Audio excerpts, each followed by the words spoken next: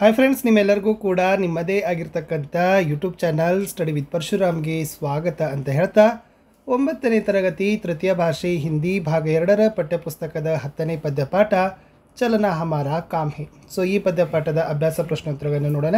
ವಿಡಿಯೋದ ಡಿಸ್ಕ್ರಿಪ್ಷನ್ ಬಾಕ್ಸನ್ನು ಒಂದ್ಸರಿ ಚೆಕ್ ಮಾಡಿ. 9th ಎಲ್ಲ ಸಬ್ಜೆಕ್ಟಲ್ಲಿ ಕೂಡ ನಾವು ಪ್ರಶ್ನೋತ್ತರಗಳನ್ನು ಹಾಕ್ತಾ ಇದ್ದೀವಿ. ಅವುಗಳ ಪ್ಲೇಲಿಸ್ಟ್ ಲಿಂಕನ್ನು ಸಹಿತ ಕೊಟ್ಟಿದ್ದೀನಿ. ವಿಡಿಯೋನ ಲೈಕ್, ಶೇರ್ ಮತ್ತು ಸಬ್ಸ್ಕ್ರೈಬ್ ಮಾಡೋದನ್ನು ಮಾತ್ರ ಮರೆಯದಿರಿ ಅಂತ ಹೇಳ್ತಾ ಸೊ ಚಲನ ಹಮಾರ ಕಾಮೆ ಈ ಒಂದು ಪದ್ಯಪಾಠದ ಅಭ್ಯಾಸ ಪ್ರಶ್ನೋತ್ತರಗಳನ್ನು ನೋಡೋಣ. ಅಭ್ಯಾಸ ಮುಖ್ಯ ಪ್ರಶ್ನೆ एक वाक्य में उत्तर लिखिए ಅಂತ ಇತ್ತು. पैरों में कैसी गति भरी है, पैरों में प्रबल गति भरी है is the right answer. Second one, कवि के अनुसार कब तक विराम नहीं है ಅಂತ ಕೇಳಿದರು. जब तक मंजिल नहीं पा लेते तब तक कवि को विराम नहीं है ಅನ್ನೋದು ಉತ್ತರ. थर्ड वन, हमारा काम क्या है ಅಂತ ಕೇಳಿದ್ದಾರೆ. सो हमारा काम चलना है is the right answer. Fourth one, कवि किसकी खोज में भटक रहे हैं, कवि पूर्णता की खोज में भटक रहे हैं. इನ್ನು प्रत्येक पग पर क्या अटकता रहा है ಅಂತ ಕೇಳಿದ್ದಾರೆ. सो प्रत्येक पग पर रोड़ा अटकता रहा है. सिक्स्थ वन, किसकी गति रुकी नहीं है ಅಂತ ಕೇಳಿದ್ದಾರೆ. सो जीवन की गति रुकी नहीं है. सेवंथ वन, चलना हमारा काम है के कवि कौन है ಅಂತ ಕೇಳಿದರು. चलना हमारा काम है के कवि शिवमंगल शिव सुमन है इज़ द राइट आंसर. मुख्य प्रश्न 2-3 वाक्यों में उत्तर लिखिए ಅಂತ ಇತ್ತು. फर्स्ट इतो, आज मेरे सामने है रास्ता इतना पड़ा, पंक्ति का आशय क्या है ಅಂತ ಕೇಳಿದ್ದಾರೆ. सो वेरी सिंपल ಆಗಿ ಬರೀಬಹುದು ಸ್ನೇಹಿತರೆ.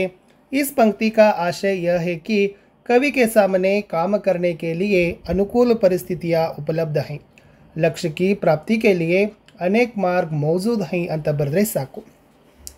इन्हें सेकेंड ಏನು ಕೇಳಿದ್ರಂದರೆ कविता की अंतिम पंक्तियों में कवि ने क्या संदेश दिया है ಅಂತ ಕೇಳಿದ್ದಾರೆ. सो आंसर, कवि ने संदेश दिया है कि सकारात्मक सोच वाले व्यक्तियों को सफलता मिलती है, जिनकी सोच और प्रवृत्ति नकारात्मक होती है वे जीवन में पीछे रह जाते हैं, लक्ष्य की प्राप्ति होने तक सतत काम करना चाहिए ಅನ್ನೋದು ಉತ್ತರದ ಅಂಶಗಳನ್ನು ನೀವು ಬರಿಬೇಕು. थर्ड वन, तुकान शब्दों को पहचान कर लिखिए ಅಂತ ಕೇಳಿದರು. खड़ा, पड़ा, विराम, आराम, काम, नाम, ಅಭಿರಾಮ್ ಅಂತ ಇದೆ. ಸೊ ಕಾಮ್ ಆಗ್ಬೋದು ಅಥವಾ ಇದು ಕೂಡ ಏನಾಗ್ಬೋದು ವಿರಾಮ್ ಅಂತಲೂ ಕೂಡ ನೀವು ಅಭಿರಾಮ್ದು ತುಕಾನ್ ಶಬ್ದ ಬರಿಬಹುದು.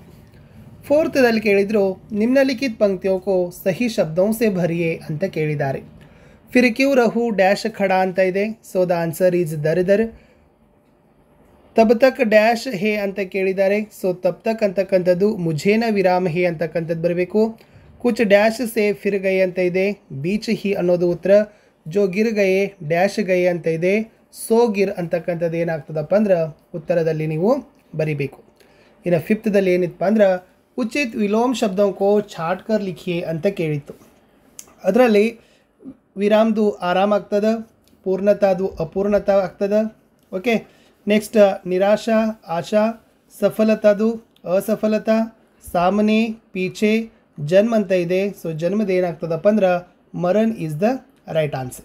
इन्हें सिक्स्थ के बरना कविता में पूर्णता सफलता शब्दों में प्राप प्रत्यय जुड़ा हुआ है. ता प्रत्यय से जुड़े 5 शब्दों की सूची बनाइए ಅಂತ ಕೇಳಿದ್ರು. ಏನಿಲ್ಲ, ವೆರಿ ಸಿಂಪಲ್. ಏನಾಗ್ತದಪ್ಪ ಅಂದ್ರೆ ಎಲ್ಲಿ ಶಬ್ದ ಐತಲ್ಲ ಅದಕ್ಕೆ ಏನು ಬರಬೇಕು, ತಾ ಅಂತಕ್ಕಂಥದ್ದು ಹಚ್ಚಬೇಕು. ಪ್ರಬಲ ಪ್ಲಸ್ ತಾ ಪ್ರಬಲತಾ, ಭಟಕ್ ಪ್ಲಸ್ ತಾ ಭಟಕತಾ, ಸಫಲ್ ಪ್ಲಸ್ ತಾ ಸಫಲತಾ, ಶ್ರೇಷ್ಠ ಪ್ಲಸ್ ತಾ ಶ್ರೇಷ್ಠತಾ, ಅಟಕ ಪ್ಲಸ್ ತಾ ಅಟಕತ. ಇವೇನು ತಾ ಅಂತದವಲ್ಲ ಇವಕ್ಕೆ ಏನಂತೀವಪ್ಪ ಅಂತಂದ್ರೆ ಪ್ರತ್ಯಯಗಳು ಅಂತೀವಿ. ಸೊ ಪ್ರತ್ಯಯ ಶಬ್ದಗಳು ಅಂತಕ್ಕಂಥದ್ದು ರೈಟ್ ಆನ್ಸರ್. ಅದನ್ನೇ ನೀವು ಇಂಗ್ಲೀಷ್ನಲ್ಲಿ ಏನಂತೀರಿ, ಸಫಿಕ್ಸಿಸ್ ಅಂತ ಏನು ಮಾಡ್ತೀರಪ್ಪ ಅಂತಂದರೆ ಕರಿತೀರಿ. ಲಾಸ್ಟಿಗೆ ಹತ್ತಂದ್ರೆ ಸಫಿಕ್ಸಸ್ ಅನ್ನೋದು, ಫಸ್ಟಿಗೆ ಹತ್ತಂದ್ರೆ ಏನನ್ನೋದು ಪ್ರಿಪಿಕ್ಸಸ್ ಅನ್ನೋದು. ಸೊ ಪ್ರಿಪಿಕ್ಸಸ್ ನಾವು ಹಿಂದಿ ಒಳಗೆ ಏನಂತೀವಪ್ಪ ಅಂದ್ರೆ ಉಪಸರ್ಗ ಅಂತ ಕರಿತೀವಿ. ಅದು ಕೂಡ ನಿಮಗೆ ಗೊತ್ತಿರಲಿ. ಏನು ಉಪಸರ್ಗ ಈಸ್ ದ ಮೀನಿಂಗ್. ಇನ್ನು ಸೆವೆಂತ್ಗೆ ಬರೋಣ. ಭಾವಾರ್ಥ ಲಿಖಿ ಅಂತ ಕೇಳಿದರು. ಸೊ ಪದ್ಯದ ಸಾಲಗಳನ್ನು ಕೊಟ್ಟಿದ್ದಾರೆ. ಏನದಪ್ಪ ಅಂದ್ರೆ ಮೈ पूर्णता की खोज में दर दर भटकता ही रहा, प्रत्येक पग पर कुछ न कुछ रोड़ा अटकता ही रहा, निराशा क्यों मुझे, जीवन इसी का नाम है, चलना हमारा काम है ಅನ್ನೋದು ಇತ್ತು. ಸೊ ಏನು ಬರಿಬಹುದಪ್ಪ ಅಂತಂದ್ರೆ प्रस्तुत पंक्तियों को चलना हमारा काम है से पद्य से ली गई है. कवि शिवमंगल शिव सुमन कहते हैं कि लक्ष्य प्राप्ति के लिए संपूर्ण रूप से भटकता ही रहा। इस दौरान उन्हें रास्ते में अड़चने और विघ्नों का सामना करना पड़ा, किंतु कभी निराश नहीं हुए। जीवन में इस प्रकार के अनेक उतार चढ़ाव आते हैं। लक्ष्य की प्राप्ति तक चलते रहना मेरा कर्तव्य है ಅನ್ನೋದೇನು ಮಾಡಬೇಕಾಗಿತ್ತು ಬರೆದ್ರೆ ಸೊ ಕಂಪ್ಲೀಟ್ ಆಗಿರ್ತಕ್ಕಂಥ ಆನ್ಸರ್ ಇತ್ತು. ಇನ್ನು ಲಾಸ್ಟ್ ಅನುರೂಪತ ಅಂತ ಇದೆ, ಜನನ ಮರಣ ಬಹುತ್ ಕಮ್. ಸೊ ಇದು ವಿಲೋಮ ಶಬ್ದ ಇತ್ತು. ಚಲನ ಚಲಾನ ಇದೆ, ಗಿರನ ಗಿರನ.